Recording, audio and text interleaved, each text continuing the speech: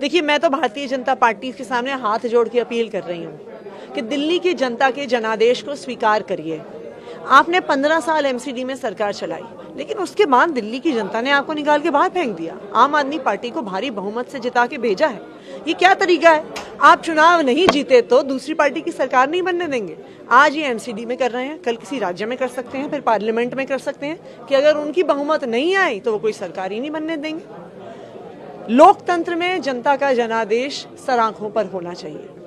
Standing के 6 सदस्यों के लिए 47 लोग वोट कर चुके थे, 9 के हाथ में पर्चा था। बीजेपी का कहना है कि शुरू से वोटिंग कराई जाए, 1 नंबर से दोबारा शुरू। और आप मुझे बताइए, मान लीजिए आज 100 वोट पड़ने के बाद बीजेपी फिर से कह देती है कि नहीं, फिर से 1 से शुरू करिए। ये क्या तरीका है? आप बैलेट का डब्बा चोरी कर रहे हो, आप उसमें कोल्ड ड्रिंक डाल रहे हो, आप बैलेट पेपर की पर्ची फाड़ रहे हो। भारतीय जनता पार्टी वाले भी कहें ना, मान लीजिए हम कह भी देते हैं कि भाई 1 से वोटिंग शुरू कर लीजिए, वो फिर से ये हरकतें कर सकते हैं, क्योंकि उन्हें पता है वो मेयर का चुनाव हार गए, वो डिप्टी मेयर का चुनाव बुरी तरह से हार गए। तो चुनाव रोकने की कोशिश सिर्फ इसीलिए है क्योंकि उन्हें पता है वो स्टैंडिंग कमेटी का भी चुनाव हार रहे हैं। आपने देखा रेखा गुप्ता जी, जो उनकी मेयर की प्रत्याशी थी, किस प्रकार से सबने उनका वीडियो देखा है, माइक फोड़ रही हैं, तारे खींच रही हैं, पोडियम तोड़ रही हैं। ये क्या है? लोकतंत्र का सम्मान करे बीजेपी और आम आदमी पार्टी की सरकार बनने। आपने रेखा गुप्ता जिक्र किया, इसी से जुड़ा हुआ सवाल। रेखा गुप्ता ने स्पष्ट तौर पर कहा कि मेरे साथी पार्षद के साथ मारपीट की गई, महिला पार्षद के कपड़े फाड़े गए, जो मेरा रिएक्शन आया उसके विरोध में था। रेखा गुप्ता जी का वीडियो पूरी दिल्ली ने और पूरे देश ने देखा है। आज पूरा देश देख रहा है कि भारतीय जनता पार्टी देश की राजधानी में क्या कर रही है। पूरा देश ये देख रहा है कि जो महिला मेयर बनना चाह रही थी, दिल्ली में एमसीडी के हेड बनना चाह रही थी, कौन भरोसा करेगा? कौन ऐसे माइक तोड़ता है? कौन पोडियम फोड़ता है? आप चुनाव हार गए हो, अपनी हार को डिग्निटी के साथ और सम्मान के साथ अपनी हार को मानिए और आम आदमी पार्टी की सरकार पूर्ण रूप से बनने दीजिए। शांतिपूर्ण ढंग से आज चुनाव हो, सदन की कार्रवाई चले, इसको लेकर क्या कुछ स्ट्रैटेजी आज आप लोगों की रहेगी? क्या आप देखिए, हम तो बीजेपी वालों के सामने हाथ जोड़ सकते हैं।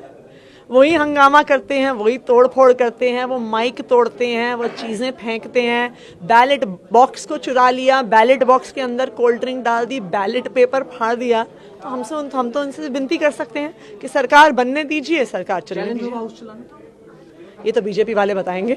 मैं ये समझती हूँ कि आज स्टैंडिंग कमेटी के मेंबर्स का इलेक्शन स्मूथली पीसफुली हो जाना चाहिए, क्योंकि अगर मेयर मैम ने प्रोसीजर को स्टॉल करके आज के दिन दोबारा उसको शुरू करने का मौका दिया है, तो डेफिनेटली वो इसको फ्रेश स्टार्ट करके और स्मूथली आज ही तीनों मेंबर्स की वोटिंग करा करके मेंबर्स इलेक्ट, मुझे लगता है, बहुत अच्छे से करा देंगी। क्या लग रहा है कि आज जैसे पहले रात तक बैठक हुई थी, क्या ये भी बैठक की पूरी तैयारी करके आए हैं आप, अगर रात तक चलती है बैठक? देखिए, ना उस बैठक की ऐसी कोई तैयारी थी, क्योंकि हमें नहीं मालूम था कि इस तरह से मेयर जो है वो मिसयूज़ करेंगी अपनी पोजीशन का, कि वो बार बार हाउस को 1-1 घंटे बाद एडजर्न करेंगी और 24 घंटे उस प्रोसेस में निकाल देंगी। और फिर अल्टीमेटली जो है वो भी क्या हुआ, अगर वो एक दिन पहले ही 22 को भी in the evening she could have very well said कि इसको कल करते हैं,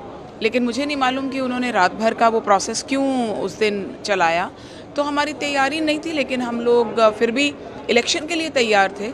आज भी हम इलेक्शन के लिए तैयार हैं, किसी भी कितना भी टाइम लगे, कोई भी एक्सटेंट हो, इलेक्शन हम चाहते हैं कि स्टैंडिंग कमेटी का हो जाए ज़रूर। मैम, बीजेपी के लिए क्योंकि अभी मेयर डिप्टी मेयर आम आदमी का हो गया है, तो स्टैंडिंग कमेटी काफ़ी अहम है, तो कितना आपके लिए इम्पोर्टेंट माना जा रहा है, कितना जोर रहेगा, क्या है? देखिए, स्टैंडिंग कमेटी ऑलवेज इम्पोर्टेंट होती है, मेन बॉडी है एमसीडी की, जिससे सभी जो है डिसीजंस निकल करके जाते हैं।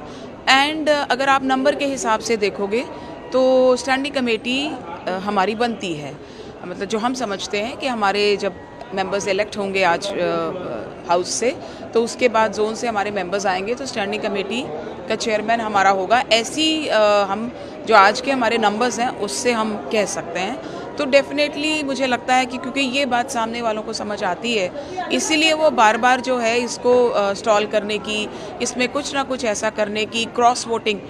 देखिए हमारा मुद्दा क्या है, हमारा मुद्दा यही है कि ये जो इलेक्शंस होते हैं मेयर स्टैंडिंग कमेटी, ये जनरल इलेक्शन की तरह नहीं होते, इसमें क्रॉस वोटिंग का बहुत चांस होता है, इसीलिए मोबाइल्स वगैरह अलाउ होना अंदर अलाउड नहीं होता है। वही हम आज भी कह रहे हैं, वही हम उस दिन कह रहे थे कि ना मोबाइल्स अलाउ करिए, आपके भी नहीं ले जाएंगे, हमारे भी नहीं ले जाएंगे।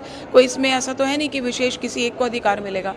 तो सीक्रेसी रखिए, बैलेट की सैंक्टिटी रखिए एंड फेयर इलेक्शन कराइए।